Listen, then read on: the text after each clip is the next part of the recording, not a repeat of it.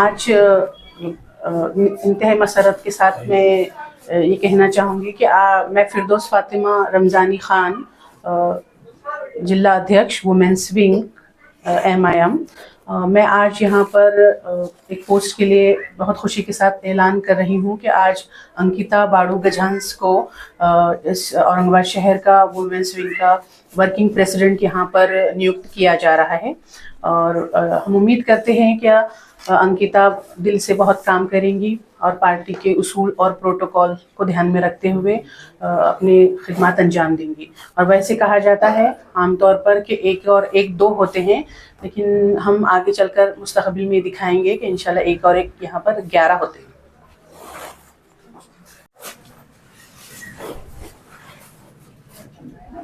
तालियां बजा सकते हैं।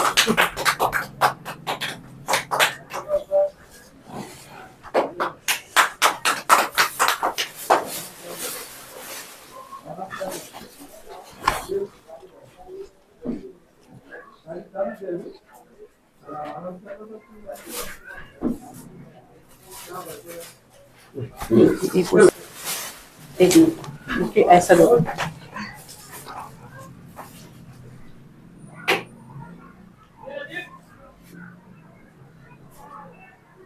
ओके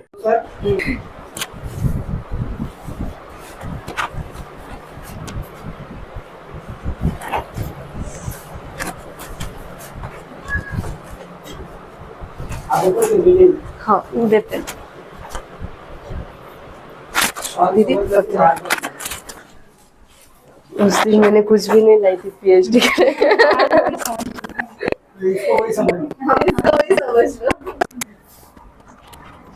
आवाज क्या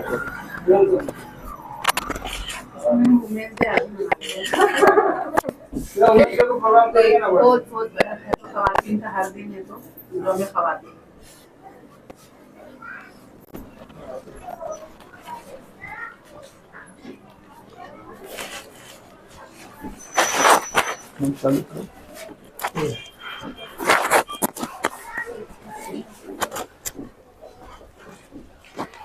धन्यवाद। थोड़ा घूम जाओ इधर। एक मिनट आ जा। बुके हाँ दे मैं हाथ आप बुके दे आज जाओ दे आता नेक्स्ट मैं चलिए शुक्रिया। इधर देखो।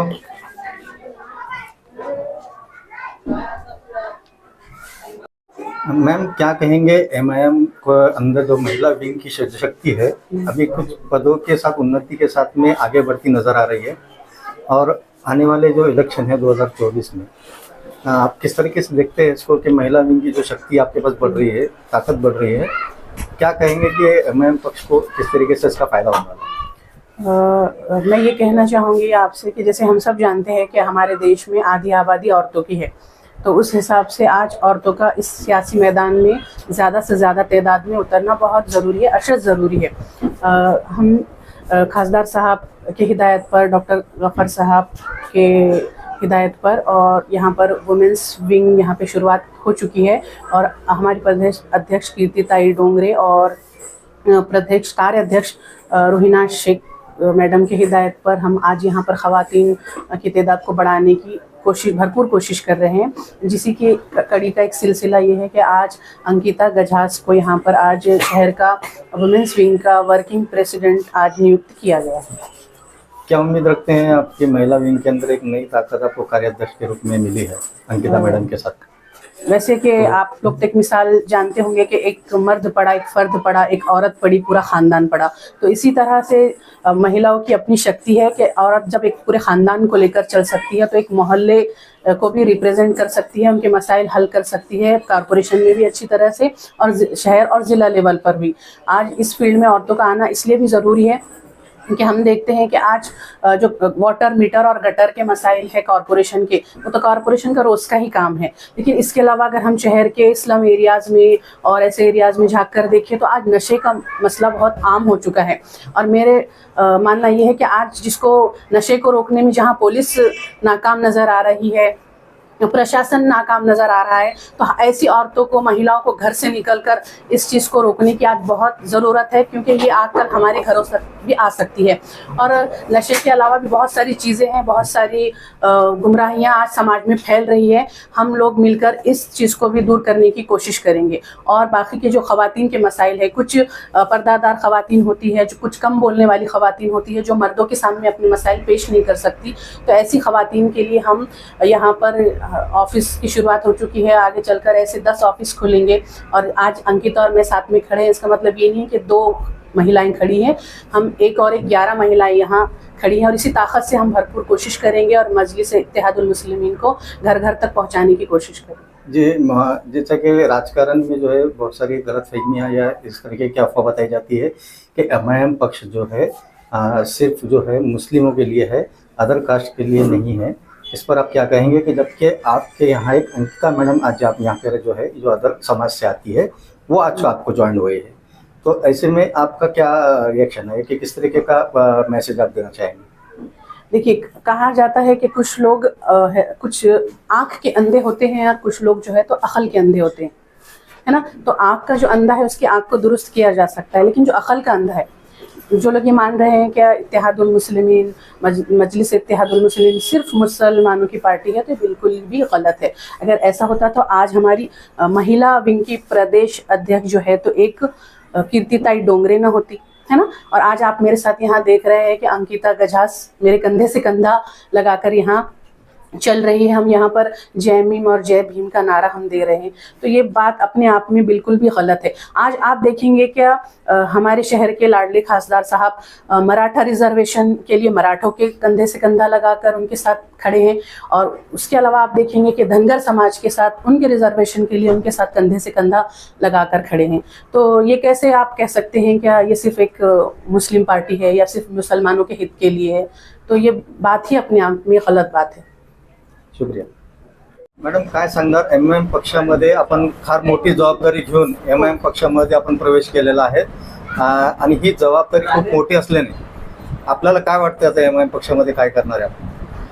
मला त्यांनी जो विश्वास आणि जी जबाबदारी दिलेली आहे, मी ते विश्वास त्यांचा पूर्णपणे सक्सेस करून ती जबाबदारी पूर्णपणे मी निभवणार आहे।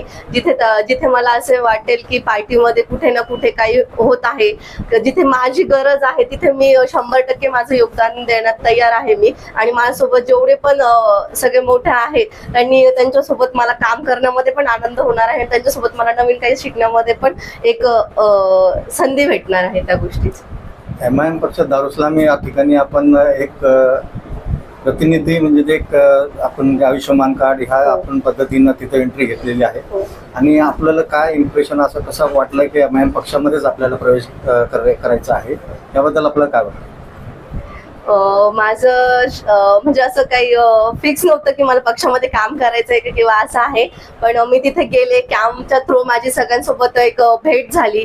तिथे जे वातावरण होतं ते एकदम घरच्यासारखं होतं, की असं नाही की हे सदर आहेत की त्यांनी मला त्या टाईपचं ट्रीट करायचं, तर त्यांनी सगळ्यांनी मला एक फॅमिली मेंबर म्हणून ते सपोर्ट केला। आणि तुम्ही बघतच असाल समाजामध्ये जे आहे कॅटेगरी वाईज SC आणि मुस्लिम कॅटेगरी, तर त्यांना थोडासा खूप असा दबाव आलेला असतो। तर माझ्या हिशोबाने जर मी ह्या मध्ये प्रवेश केला तर मी सगळ्यांना सोबत घेऊन चालणार आहे आणि जे आम्हाला दबावण्याचा प्रयत्न करत आहे तर त्यांना मी बरोबर उत्तर देणार। प्रश्न हे होता की एमआयएम पक्षाची निवड जी आपण केलेली आहे कशामुळे केलेलं आहे, कुठल्या कामाला बघून केलेलं आहे, काय वाटलं तुम्हाला की एमआयएम पक्षच आपल्याला चांगलं वाटेल या प्रवेश करण्यासाठी? मी जे खासदार सरांचे त्यांनी जे आदर्श घोटाळ्यामध्ये जे योगदान दिलं, त्याचबरोबर त्यांचे जे विचार आहेत, विचारधारा आहे की सगळ्या समाजांना सोबत घेऊन जायचंय, ती विचारधाराने मला आज मजबूर केलं की मी एमआयएम पक्षामध्येच प्रवेश घ्यावा म्हणून। आणि त्याचबरोबर कीर्तिताई डोंगरे झाले, मोनिकाताई झाल्या आणि माझ्यासोबत जे उभा आहे फिरदौस फातेमाजी, ह्यांचं जेवढं मी हे केलं तेवढं कमी, त्यांची कामं वगैरे आणि त्यांनी समाजामध्ये जेवढे पण विचार वगैरे शैली त्यांनी सांगितलेलं आहे ते बघून मला आज वाटते की मी एमआयएम पक्षामध्ये प्रवेश घेऊन चांगलं केलं म्हणून। आज आपल्याला जी जबाबदारी दिलेली आहे त्या जबाबदारी निमित्त आपण जे आभार काय कुणाचे आभार व्यक्त करणार आहे? मी तसं तर खासदार सरांचे आभार व्यक्त करेल आणि त्याचबरोबर डॉक्टर गफ्फार कादरी त्यांनी मला मोलाचं मार्गदर्शन केलं आणि त्यानंतर फिरदोस फातिमा दिदी, रुहिनाज दिदी यांनी पण मला खूप सपोर्ट केला, प्रत्येक गोष्ट सांगितली, तर यांचा मी स्पेशल धन्यवाद करेल. आणि त्याचबरोबर मी जिथून प्रवेश मला संधी भेटली दारुसलाम ऑफिस आणि समीर साजिद मित्र सर, आणि मला ते एक बहीण म्हणून पण हे करतात तर समीर भैया, त्यानंतर मुन्शी सर आणि जावेद सर यांचं सगळ्यांचं मी आभार व्यक्त करते. आणि प्रांतोष भैयानी पण मला कुठे ना कुठे एक त्यांची हेल्प केली, सांगितलं मला, तर त्यांचं सर्वांचं मी धन्यवाद देते. शुक्रिया शुक्रिया.